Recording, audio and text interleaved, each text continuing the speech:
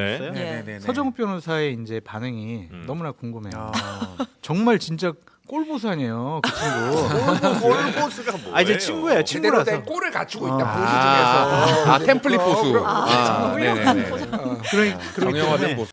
진보 편을 하나, 그다음에 위장 보수 편을 하나. 아하, 대표적인 참칭 보수 나옵니다. 뭐 예를 들어 장승철 장성철 나옵니다. 위장 보수가 아니죠. 합리적 보수라고 해야지. 그러니까 제 말은 이게 윤 대통령을 두 분이 앉아 조작조작 까고 있어요. 조잘 이러면 조잘. 이게 되겠습니까? 네네. 제 말은 이제 그 균형을 좀 잡아줘야 되는데 네. 장성철이가 이제 그 국민의힘을 대표하는 그건 아니잖아요. 아니 근데 저는 근데 왜 보수 정권만 되면 이렇게 순위가 좀 하락을 하는 그런 겁니까? 건가? 이게 집계가 좀 잘못된 거 아닙니까? 이 정도면?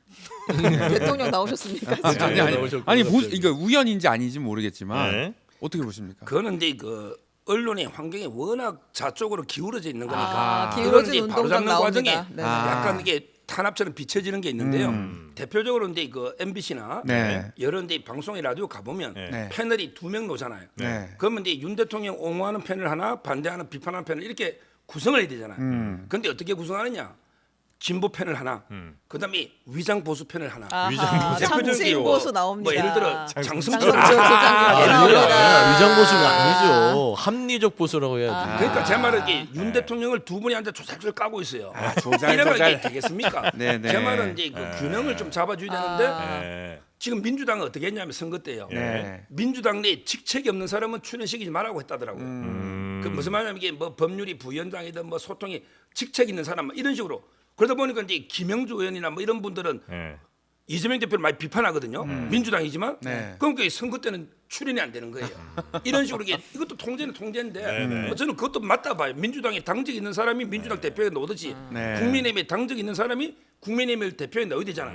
근데 장성철 제 친구지만 장성철이가 이제 그 국민의힘을 대표하는 건 아니잖아요. 아니 근데 저는 좀 반대 의견이 있는 게 결국에는 이게 당적을 가진 사람들만 나온다는 것도 좀 말이 안 맞아요. 예. 그러니까 보수 측의 패널이 있는 것이고 진보적 성향의 패널이 있는 것이에요. 그 성향은 스펙트럼이 높잖아요. 네. 근데 여기에 그러니까 만약에 태극기가 있고 여기에 강성 지지층이 개딸이 있고 이래야만 토론이 됩니까? 그게 아니잖아요. 네. 합리적인 부분이 분명히 존재하고 국민들은 그런 소리를 듣고 싶어 하는데 방송 자체에서 그런 패널로 구성해라 당에서 양쪽에서 개입하는 것도 옳지 않다고 봐요. 네. 그래서 저는 아까 말씀한 대로 장성철 소장님을 뭐 참칭 패널 뭐 가장한 위장 보수. 장성철 친구지만 이게 보수라는 저는 증거가 장성철 선배, 이제 증거가 없다. 장성철 소장하고 제가 많이 이렇게 토론 많이 하거든요. 그런데 진짜 보수에 대한 기본 관념은 무너지지 않습니다. 그러니까 이재명 대표에 대한 비판 날 서 있고요.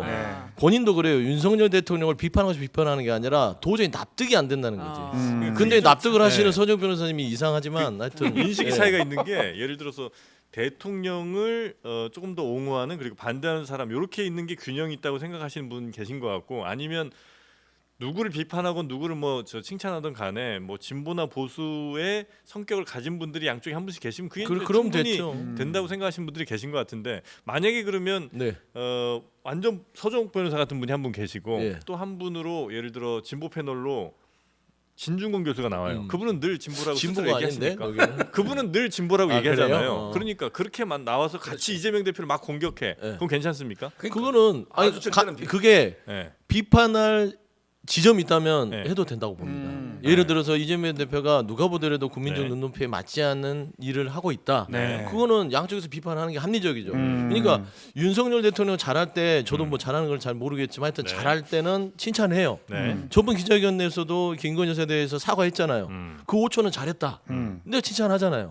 근데 나머지는 잘한 게 없으니까 비판할 수밖에 없는 겁니다. 그리고 장철수 소장도 아무리 보수로서 찾아봐도 윤석열 대통령을 납득할 수 없다. 네. 그러니까 비판을 해서 하는 것인데 결국엔 잘 되라고 비판하지. 그거는 뭐 안 되라고 비판하겠어요. 근데 네. 진짜 공과사를 확실히 구분을 하시네요. 누가요?